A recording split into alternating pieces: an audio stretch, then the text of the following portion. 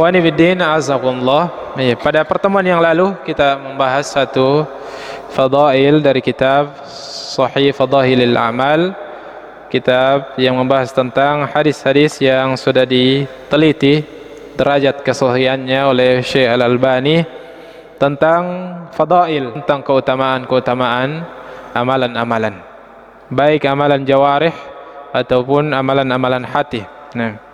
Dan ini tentu hal yang bagian ilmu yang penting selain kita mempelajari tentang konsep akidah yang benar, hukum-hukum fikih dan macam-macam ilmu yang lainnya. Di antara hal yang banyak Rasulullah SAW sampaikan kepada para sahabat adalah tentang memotivasi, tabsyir, targhib, motivasi dalam bentuk menyebutkan fadail-fadail dari amalan-amalan tertentu untuk memberikan penyemangatan, untuk memberikan semangat kepada para sahabat untuk mereka berlomba untuk menjadi yang terbaik pada setiap pos-pos kebaikan. Dan pada kesempatan kali ini kita masih menyebutkan, masih pada pembahasan tentang fadailul ilm, keutamaan ilmu. Berapa hadis kita sebutkan pada pertemuan yang lalu. Pada kesempatan ini kita sebutkan beberapa poin lagi tentang keutamaan itu. Tentunya banyak hal yang atau semua adalah hal-hal yang sudah sering kita ulangi, akan tetapi fil i'adati ifadah biidznillah ta'ala, setiap pengulangan akan senantiasa ada faedah, dan memang ilmu itu adalah diulangi. Tidak ada ilmu yang tinggal. Kalau hanya sekali didengar, maka kebanyakannya akan pergi dibanding dengan yang tinggal. Tetapi ilmu bil muraja wal i'adah, ilmu itu dimuraja dan diulangi. Di antara fadail ilmu yang lain adalah annahu irthul anbiya, bahwasanya ilmu ini adalah warisan dari para nabi dan rasul. Bahkan tidak ada hal lain yang mereka wariskan yang manusia terbaik atau manusia pilihan Allah Subhanahu wa taala dari kalangan para nabi dan rasul kecuali mewariskan ilmu, kecuali ilmu yang mereka wariskan. Maka tidakkah kita menginginkan status sebagai pewaris para nabi? Maka Rasulullah SAW dalam sabdanya menyebutkan, al-ulama'u warathatul anbiya, para ulama, orang-orang yang pelajari ilmu adalah pewaris-pewaris para nabi.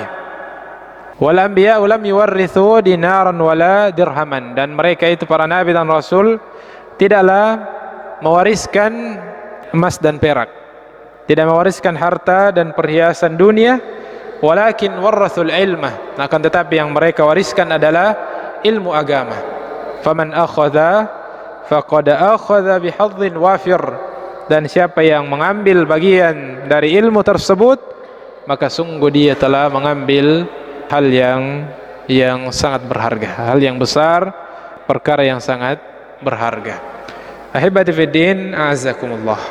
Maka ini satu motivasi dari Nabi sallallahu alaihi wasallam, bahwasanya untuk mendapatkan status sebagai pewaris para nabi. Dan dalam warisan dunia atau warisan dalam perkara harta, bagi orang yang telah meninggal dunia, warisan itu hanya berhak dimiliki oleh orang yang paling dekat, hubungan kekerabatannya dengan orang yang telah meninggal tersebut. Orang yang paling dekat, orang yang paling berhak, orang yang paling dekat dengan orang yang telah meninggal dalam warisan dunia. Maka yang mendapatkan warisan adalah anak-anaknya, anak laki-laki dan perempuan, meninggalkan istri, ayah dan ibu, dan orang-orang yang sangat dekat kekerabatannya dengan orang yang meninggal tersebut. Maka ketika seorang semangat, tamak untuk mendapatkan dan mencari ilmu, mempelajari ilmu agama, maka semoga dia menjadi orang-orang terdekat dari para nabi dan rasul, biidznillah ta'ala. Kemudian yang kedua, bahwasanya ilmu adalah kekayaan yang abadi.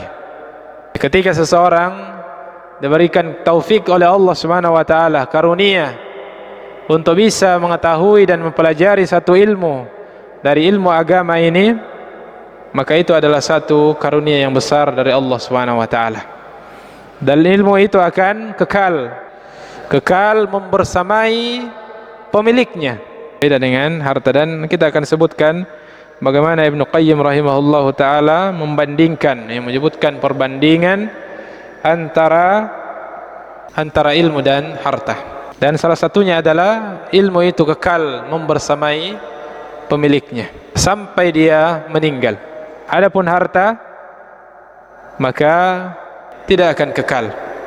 Baik dia akan meninggalkan pemiliknya, dan pasti pemiliknya akan meninggalkan dia dan akan berpindah menjadi milik orang lain ketika dia telah meninggal. Nah, adapun harta maka jelas sabda Nabi sallallahu alaihi wasallam bahwasanya dia adalah satu di antara perkara yang sampai meninggal sekalipun ilmu itu tetap bermanfaat, tetap menjadi milik, dan manfaatnya terus mengalir bagi orang yang memiliki ilmu tersebut, tentunya ilmu yang bermanfaat. Di antaranya adalah sabda Nabi SAW, "Idza matal insan inqata anhu amaluh." Ketika seorang telah meninggal, maka terputuslah segala amalannya. Ya, peluang untuk dia bertambah amalannya itu sudah terhenti, aliran-aliran pahala sudah berhenti, illa min thalath, kecuali dari tiga jalan. Yang pertama, sedekatun jariyah, sedekah yang bermanfaat secara berkelanjutan. Sedekah hartanya yang dia keluarkan di dunia untuk kemaslahatan di jalan Allah Subhanahu wa taala, dan terus dirasakan manfaatnya sampai dia meninggal, sampai berhenti harta tersebut dimanfaatkan, maka selama itu pula dia mendapatkan aliran pahala meskipun dia sudah beratus tahun berada di alam kuburnya. Kemudian yang kedua adalah au ilmin yuntafa'u bih, adalah ilmu yang bermanfaat, ya, ilmu yang dia tinggalkan dan diajarkan kemudian bermanfaat bagi orang lain, dan terus diajarkan oleh orang yang pernah dia ajari, maka selama itu ilmunya, pahalanya akan terus mengalir. Dan ini diantara jalur kebaikan, jalur pahala yang membuat Rasulullah SAW akan menjadi orang yang paling mulia, ya, orang yang paling banyak dan paling besar pahalanya, karena darinya adalah sumber ilmu, ya, ilmu dari Allah Subhanahu wa taala, wahyu darinya. Kemudian Rasulullah adalah sebab paling teratas, sebab utama ilmu bisa sampai kepada seluruh manusia sampai pada hari kiamat. Ya, maka ini diantara sebab beliau mendapatkan ilmu. Maka kita tentunya berharap, ya, kita juga punya orang-orang yang pernah kita ajar, meskipun mungkin satu dua ilmu, satu huruf atau dua huruf yang pernah kita ajarkan, dan ya mengalir ilmu tersebut. Ya, sebagaimana mungkin ya dalam ya bisnis yang tren atau yang biasa kita dengarkan, bagaimana orang mencari, memprospek orang untuk dia bisa ajak, ya, supaya dia bisa mendapatkan bonus dan sebagainya. Semakin banyak yang dia ajak, semakin banyak bonus. Akan tetapi bonusnya hanya beberapa persen dari yang didapatkan oleh orang yang dia ajak. Adapun ilmu agama, maka bonusnya 100%. Semua sebesar apapun pahala kebaikan yang dikerjakan oleh orang yang pernah kita ajar, yang dia amalkan disebabkan karena ilmu yang kita ajarkan, maka sebesar itu pula pahala yang kita dapatkan. Jika ada orang yang pernah kita ajarkan membaca surah Al-Fatihah dari basmalah ayat pertama sampai ayat ke-7, maka setiap dia salat, kita akan mendapatkan pahala dari bacaan surah Al-Fatihahnya. Maka sungguh ilmu adalah ladang bisnis yang paling menguntungkan. Maka, dan ini termasuk tiga di antara amalan. Dan yang ketiga adalah waladin soleh yad'ulah, anak soleh yang senantiasa mendoakan. Iya, anak soleh yang mendoakan ini mungkin ya akan berlanjut, tetapi mungkin tidak akan lama kemudian terputus ya generasi itu. Adapun ilmu maka bisa berlanjut lama ketika seseorang betul-betul bersungguh-sungguh dan melibatkan diri dalam ilmu. Sebagaimana Abu Hurairah radhiyallahu taala anhu, meskipun beliau memilih jalan untuk hidup dengan kemiskinan yang luar biasa, sampai terkadang beliau terjatuh hampir pingsan karena lapar, akan tetapi dia memilih jalur ilmu. Maka jalur itulah yang memuliakan. Lewat sebab itulah Allah memuliakan dia dan tidak akan terputus jasa beliau, ilmu beliau sampai pada hari kiamat. Di majelis manapun senantiasa dibacakan hadis-hadis yang beliau telah hafal, hadis-hadis yang beliau telah riwayatkan, maka setiap saat beliau mendapatkan aliran pahala dari orang-orang yang mengamalkan hadis-hadis tersebut. Kemudian ikhwani fiddin a'azakumullah, maka ini 3 amalan yang luar biasa. Jangan sampai tidak ada salah satu dari antaranya yang kita berupaya sungguh-sungguh untuk mewujudkan itu, atau bahkan ya ketika kita bisa, kita berupaya untuk 3-tiganya. Kita tidak meninggal dunia kecuali kita memiliki 3 modal besar tersebut. Kita tidak meninggalkan dunia kecuali telah ada harta kita yang jelas manfaatnya akan kita rasakan ketika kita telah meninggal. Nah, dan kita tidak meninggal kecuali telah ada ilmu yang kita ajarkan. Begitupun ketika kita telah dikaruniai generasi nikmat dalam bentuk anak putra putri Allah Subhanahu wa taala, maka jadikan itu sebagai peluang, dia didik dengan sebaik-baiknya agar kita meninggalkan mereka dalam keadaan mereka senantiasa mendoakan kita di setiap doa-doanya. Ikhwani fiddin a'azakumullah. Kemudian yang keempat adalah dengan ilmu Allah Subhanahu wa taala memilih secara khusus hamba-hambanya untuk menjadi saksi-saksi, bahkan bersaksi pada perkara yang paling agung, yaitu menjadi saksi bahwasanya tiada Tuhan yang berhak untuk diibadahi kecuali Allah Subhanahu wa taala. Sebagaimana firman Allah Subhanahu wa taala, syahidallahu annahu la ilaha illa huwa wal malaikatu wa ulul ilmi qa'iman bil qist. Allah Subhanahu wa taala telah bersaksi bahwasanya tidak ada ilah yang berhak disembah kecuali Dia, dan begitupun malaikat bersaksi dan para orang-orang yang berilmu juga bersaksi atas hal tersebut. Maka ini kata para ulama kita menunjukkan satu pemuliaan ketika Allah Subhanahu wa taala menyebutkan para orang-orang yang berilmu bersama dengan malaikat, bahkan bersama dengan Allah Subhanahu wa taala dalam persaksian terhadap tauhid dan mengesahkan Allah Subhanahu wa taala. Kemudian yang kelima adalah orang-orang berilmu adalah termasuk dalam firman Allah Subhanahu wa taala, termasuk dalam ulil amr, kata para ulama kita terkait dengan firman Allah Subhanahu wa taala, ya ayyuhalladzina amanu athi'ullaha wa athi'ur rasul wa ulil amri minkum. Wahai orang-orang yang beriman, taatilah Allah dan taatilah Rasulnya dan ulil amr. Ulil amr kata para ulama kita 2 terkandung di dalamnya, yaitu para al-umara wal ulama, para pemimpin dan para ulama, orang-orang yang berilmu. Ikhwani fid din, a'azakumullahu, a'azani Allah wa iyyakum ajma'in. Kemudian yang selanjutnya, Rasulullah SAW senantiasa memperingati dari bahaya hasad. Hukum asalnya atau asalnya dengki, hasad adalah hal yang dilarang, kecuali dalam 2 perkara yang disebutkan oleh Nabi sallallahu alaihi wasallam, meskipun hal tersebut memiliki istilah lain dari para ulama kita yang disebut dengan ghibtah, beda dengan hasad.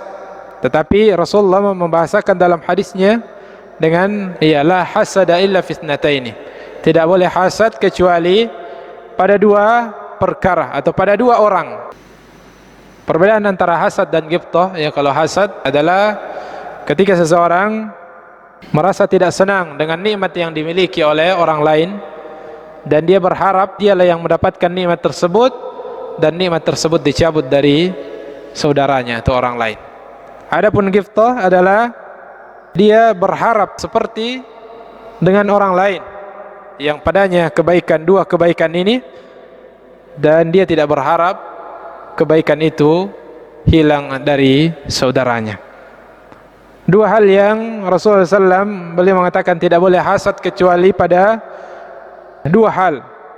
Yang pertama adalah talabul ilmi wal amal bihi, atau dalam redaksi hadis disebutkan rajulun atahu Allahu malan fasallatahu ala halakatihi fil haqqi, adalah seseorang yang diberikan oleh Allah Subhanahu wa taala kelebihan harta, dikarunia oleh Allah Subhanahu wa taala harta, akan tetapi sallatahu, kata para ulama kita, dari makna sallata artinya betul-betul menghabiskan banyak dari hartanya tersebut dikeluarkan untuk di jalan Allah Subhanahu wa taala.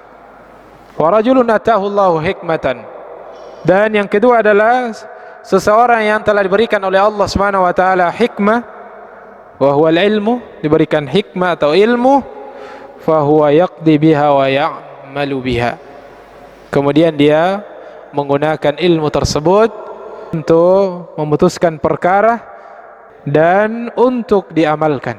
Ketika ilmunya dia manfaatkan untuk menyelesaikan permasalahan-permasalahan, ia menghukumi perkara-perkara sesuai dengan landasan ilmu, dan kemudian dia amalkan ilmu tersebut, maka dua orang inilah yang patut untuk seseorang merasa iri, merasa ingin seperti dengannya. Ikhwani fiddin, a'azzakumullah. Kemudian keutamaan yang lain, ahibati fiddin, a'azzani Allahu wa iyyakum ajma'in, bahwasanya orang-orang yang sibuk ya dengan ilmu, belajar dan mengajarkan ilmu, adalah orang-orang yang dicintai oleh penduduk langit dan bumi, bahkan ya seluruh makhluk Allah Subhanahu wa taala mendoakan dan mencintainya. Sebagaimana sabda Nabi SAW yang sudah sering kita bacakan, bahwasanya para penuntut ilmu dan orang-orang yang mengajarkan ilmu, ia senantiasa ia didoakan oleh para malaikat, hatta an-namlata fi juhriha wal hut fil bahr, sampai semut di dalam lubangnya, dalam sarangnya, dan sampai ikan di lautan, la yusalluna ala muallimil khair, muallimin nasi al khair, muallimin nas al khair, senantiasa bersalawat mendoakan ampunan dan rahmat kepada orang-orang yang sibuk dengan ilmu, mengamalkan, mengajarkan dan mempelajari ilmu. Ya, orang-orang yang senantiasa didoakan kebaikan oleh makhluk-makhluk Allah Subhanahu wa taala, sampai binatang-binatang kecil sekalipun bersalawat kepada mereka. Maka ketika ini menjadi ya orang-orang terbaik, orang-orang yang dicintai oleh makhluk-makhluk Allah Subhanahu wa taala, baik yang di langit maupun yang di bumi, maka jadilah orang-orang yang disibukkan dengan ilmu. Ya, jadilah orang-orang yang sibuk dengan ilmu. Dan jalan menuju mempelajari ilmu adalah jalan pintas. Jalan menuju ilmu adalah jalan termudah untuk memasuki surga Allah Subhanahu wa taala. Kata Rasulullah SAW dalam sabdanya, man salaka tariqan yaltamisu fihi ilman sahalallahu lahu bihi tariqan ilal jannah, yang sebagaimana kita telah sering ulangi. Ya, siapa yang menempuh satu jalan untuk menuntut ilmu, sedang berada di atas jalan yang mudah, jalan pintas untuk menuju surga Allah Subhanahu wa taala. Kemudian ikhwani fiddin, a'azzani Allah wa iyyakum ajma'in. Kemudian sebagai bagian penutup, kita sebutkan bagaimana Ibnu Qayyim rahimahullahu taala menyebutkan perbandingan antara ilmu dan harta. Tentunya bagi orang-orang yang hartanya hanya sekedar dikejar untuk dunia, tetapi harta juga menjadi satu peluang menjadi satu kelebihan bagi seorang hamba jika dia mampu memanfaatkan harta tersebut dengan sebaik-baiknya. Sebagaimana para sahabat yang miskin pernah cemburu dengan sahabat-sahabat yang kaya. Dan kadang juga kita rasakan ketika saudara-saudara kita menyumbang di sana sini, kita kadang iri, dan itulah yang dianjurkan. Kapan kita bisa seperti dia, memberikan kelebihan harta, akan tetapi dia bisa mengendalikan harta tersebut untuk dimanfaatkan di jalan Allah Subhanahu wa taala. Dan dalam satu hadis disebutkan bagaimana ketika seseorang melihat ada orang lain yang diberikan harta dan dia manfaatkan dengan sebaik-baiknya di jalan Allah pada kebaikan dan ketaatan, kemudian dia berniat dan ia mengatakan, "Lau annallaha a'tani malan," sekiranya Allah Subhanahu wa taala memberikan saya harta seperti si fulan, la amiltu mithla ma amila bih, maka saya akan beramal seperti dengan amalannya. Maka kata Rasulullah SAW dalam hadis tersebut menyebutkan, maka dia akan mendapatkan pahala seperti pahala si fulan yang sudah beramal tersebut, meskipun dia baru niat dengan niat yang sungguh-sungguh, itu sudah diberikan pahala oleh Allah Subhanahu wa taala. Begitupun ilmu. Akan tetapi ini adalah harta yang hanya sekedar menjadi tabungan dunia belaka.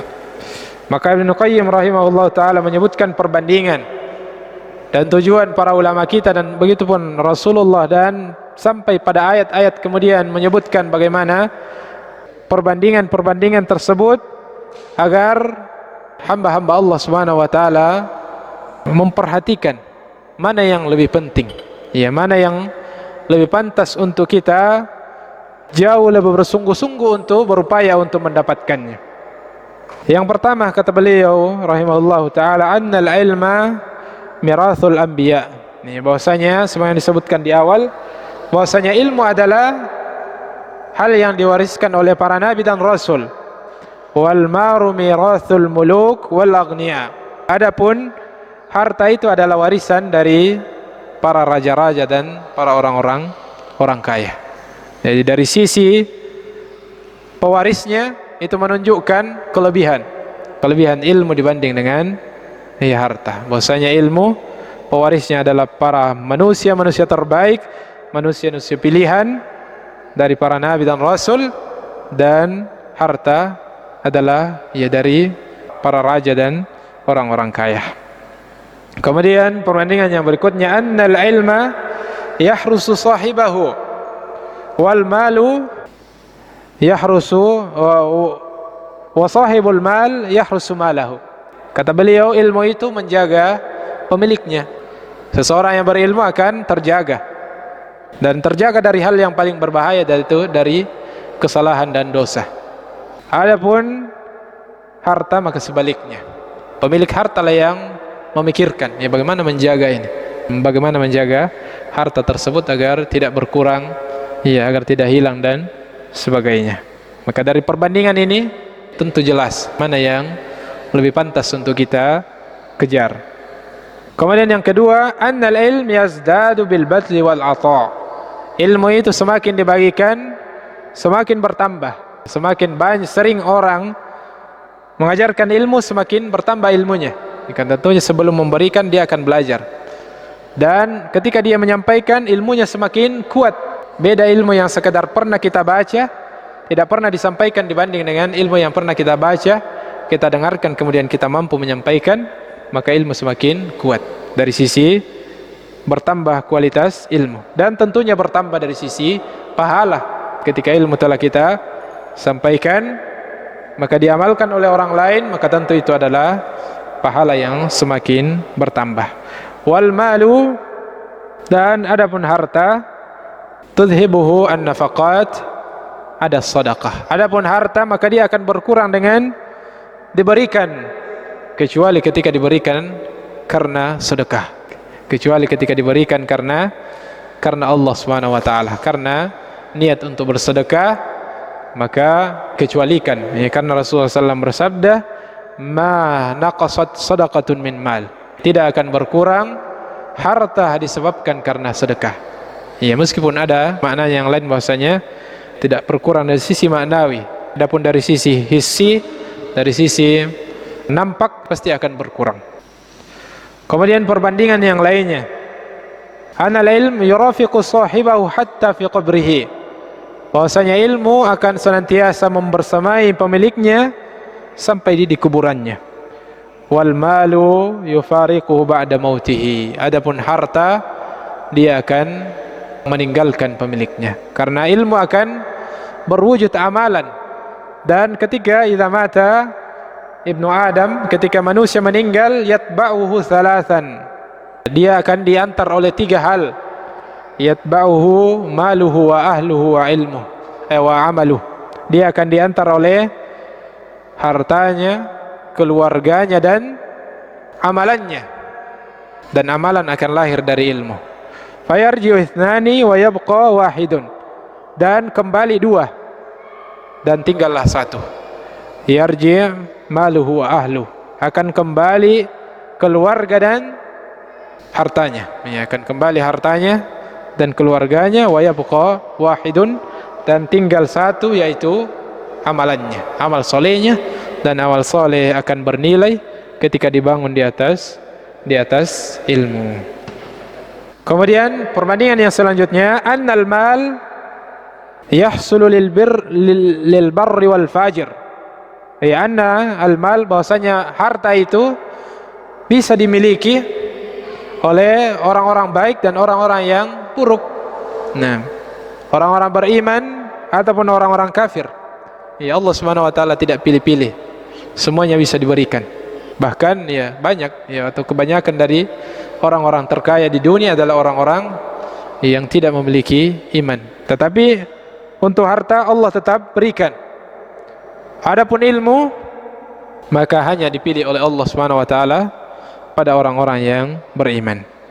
Ya, ammal ilm an-nafi, adapun ilmu yang bermanfaat, ya, ilmu yang berguna dan bermanfaat, ilmu agama, fala yahsulu illa lil mu'min, maka tidak diberikan kecuali orang-orang beriman. Maka mungkin ada yang mengetahui tentang agama dari orang-orang kafir, tapi tidak dikatakan ilmu yang bermanfaat jika tidak ia membawanya kepada kedekatan kepada Allah Subhanahu wa ta'ala. Kemudian perbandingan yang lain, ya, annal alim yahtaju ilaihil muluk wa man dunahum, ya, bahwasanya seorang alim itu dibutuhkan oleh para raja dan orang-orang yang lebih di bawah derajatnya daripada raja tersebut. Sebagaimana di generasi awal Islam, para raja itu, para penguasa sangat segan kepada para ulama. Mereka yang mendatangi, mereka yang bersimpuh di hadapan para ulama. Dan memang ulama tidak, dan bukan sebaliknya, ulama yang tunduk kepada para penguasa. Para penguasa yang segan, ya, karena dahulu mereka adalah penguasa-penguasa yang memahami akan derajat dan kedudukan para ulama, ya, maka mereka merendah dan meninggikan dan menghargai para ulama. Wa sahibul mal yahtaju ilaihi ahlul adami wal faqah wal hajah. Ya, adapun orang-orang yang berharta, yang sering mendatanginya, yang sering butuh kepadanya adalah orang-orang yang tidak punya, orang-orang yang berkekurangan, orang-orang yang fakir, dan orang-orang yang punya kebutuhan. Ya, itulah yang sering datang kepada orang-orang yang berharta. Adapun orang berilmu, maka sampai para raja sekalipun mereka datang membutuhkan mereka, apalagi orang-orang yang, ya, derajatnya di bawah daripada itu. Wa anna sahibal mal qad yusbihu mu'addaman faqiran. Orang-orang yang memiliki harta boleh jadi dalam seketika dia bisa kembali menjadi miskin. Dan itu banyak kejadian, ya, sudah sering kita saksikan. Ada orang-orang yang mungkin hari ini masih bergeliman dengan harta, atau bulan lalu atau tahun lalu masih bergeliman dengan harta, pada hari ini sudah tidak ada yang dia miliki kecuali hanya untuk sekedar makan, atau untuk makan pun susah. Adapun sahibul ilm, maka dia tidak akan kembali miskin menjadi miskin ilmu. Ya, orang yang pernah atau orang yang berilmu, ya itu tidak ada istilah menjadi kembali jahil. Tidak ada istilah kembali menjadi jahil dari ilmu-ilmu tersebut. Kemudian perbandingan yang lain, annal mal yada'ul insan lid dunya. Pada umumnya harta senantiasa mengajak manusia pada perkara-perkara dunia. Pada umumnya harta akan menggiring manusia untuk terlena pada kehidupan dunia. Wal ilmu yada'uhu li ibadati rabbih. Adapun ilmu, maka ilmu akan mengajak dan menggiring manusia pada ketaatan dan ibadah kepada Allah Subhanahu wa taala dan ketakwaan kepada Allah Subhanahu wa taala. Kemudian yang terakhir, annal mal qad yakunu sababan fi halaki sahibihi. Bahwasanya harta terkadang menjadi sebab kebinasaan seorang pemiliknya. Harta adalah sebab kebinasaan, atau terkadang dan banyak terjadi harta menjadi sebab kebinasaan seorang pemiliknya. Ada orang-orang yang awalnya ketika dia masih hidup pas-pasan rajin ke masjid, semangat dalam ketaatan, tetapi tatkala diberikan harta dia sudah lupa diri. Nah, adapun ilmu, semakin banyak ilmu diberikan kepada seorang hamba, maka semakin dia semakin sadar dan semakin ingat kepada Allah Subhanahu wa taala. Innama yakhsyallaha min ibadihil ulama. Karena orang-orang yang paling takut kepada Allah Subhanahu wa taala dan paling banyak mengingat Allah Subhanahu wa taala adalah orang-orang yang memiliki ilmu. Maka ini adalah ya gambaran yang disampaikan oleh Imam Ibnu Qayyim rahimahullah taala untuk menjadi renungan, untuk memotivasi kita kalau dalam urusan mengejar harta kita tidak tanggung-tanggung, tidak memikirkan waktu yang kita korbankan, tenaga yang kita habiskan dan sebagainya, maka untuk ilmu sepantasnya jauh lebih besar pengorbanan kita daripada pengorbanan untuk harta. Mudah-mudahan ada manfaatnya. Segala yang benar datangnya dari Allah Subhanahu wa taala. Adapun yang keliru adalah kelemahan dari kami secara pribadi, dan kita beristighfar kepada Allah Subhanahu wa taala dari segala kesalahan dan kekeliruan dengan doa kafaratul majelis. Subhanakallahumma wa bihamdik, asyhadu an la ilaha illa anta wa astaghfiruka wa atubu ilaik. Wassalamu alaikum warahmatullahi wabarakatuh.